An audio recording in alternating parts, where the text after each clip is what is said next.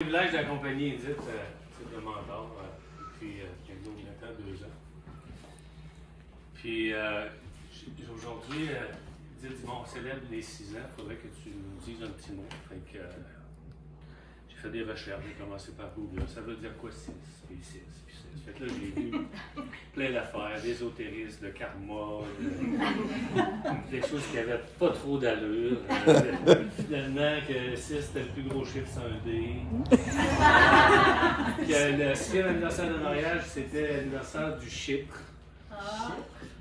Voulez-vous savoir pourquoi? Parce que j'ai fini de lire l'article. Chypre, c'est un pays, puis il était renommé pour ses parfums. Et là, je trouvais que ça faisait quand même un peu de sens parce que ça disait que c'était la 6e année de mariage parfait. Puis Edith dit souvent que sa technique, c'est le mariage parfait entre les techniques d'impact et la pleine conscience. Et finalement, je me suis dit, j'aurais dû peut-être consulter l'intelligence artificielle, j'aurais peut-être des choses à plus à vous dire, mais à 60 ans, je ne suis pas rendu là. Je vais te montrer. En fait, 6, c'est une période importante, surtout en entreprise, parce qu'on sait que la majorité des entreprises, les startups ne passent pas la période de 5 ans. Fait que c'est quand même une belle réalisation. Puis comme on est dans l'enseignement, j'ai découvert qu'à 6 ans, on commence la première année. 6 ans plus tard, on est au secondaire. 6 ans plus tard, on est à l'université. Fait que ce sont des moments très importants dans une vie, même en entreprise. Fait que là, finalement, j'ai arrêté de chercher. J'ai un coach un jour qui me dit la vérité est dans toi, cherche-la dans toi. Alors, je me suis dit 6 ans, qu'est-ce que c'est? J'ai fait un exercice, je vous propose de le faire, c'est pas long du tout. J'ai pris conscience d'où j'étais aujourd'hui. Et j'ai dit, tiens, je vais reculer de 6 ans. Et de voir, est-ce qu'il y a 6 ans, j'avais une idée d'où je serais aujourd'hui? La réponse est non. Puis Steve Jobs a déjà dit que dans la vie, on connecte les points importants de notre vie. Jamais par en avant, c'est impossible. Bien malin celui qui dit, je vais faire ci, je vais faire ça, je vais rencontrer telle personne.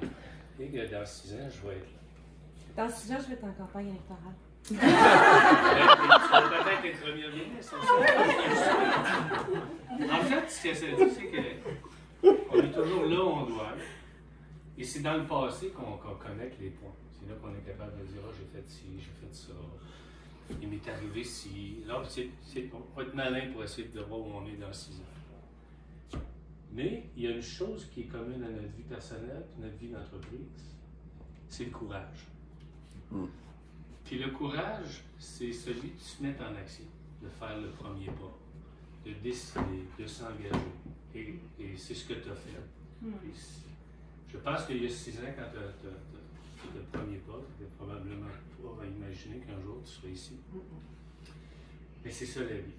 Et c'est le même qu'on construit une vie, c'est professionnel, puis c'est le même qu'on construit une vie personnelle. Alors je salue ton courage, parce que ça prend du courage.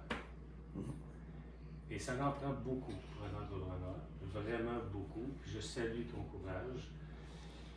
Et je t'en souhaite tout autant pour les prochaines années, vraiment, que tu continues d'avoir cette flamme-là. Et que tu as aussi le courage de faire ce que tu aimes. Et faire ce qu'on aime, c'est la plus belle chose qui nous aide à être en action dans la vie. C'est un beau cadeau. Alors je te souhaite le courage de continuer de faire ce que tu aimes. Et je te remercie de me donner le privilège de marcher ta route d'entrepreneuriat avec toi. C'est un cadeau que tu me fais aussi parce que je grandis avec toi aussi.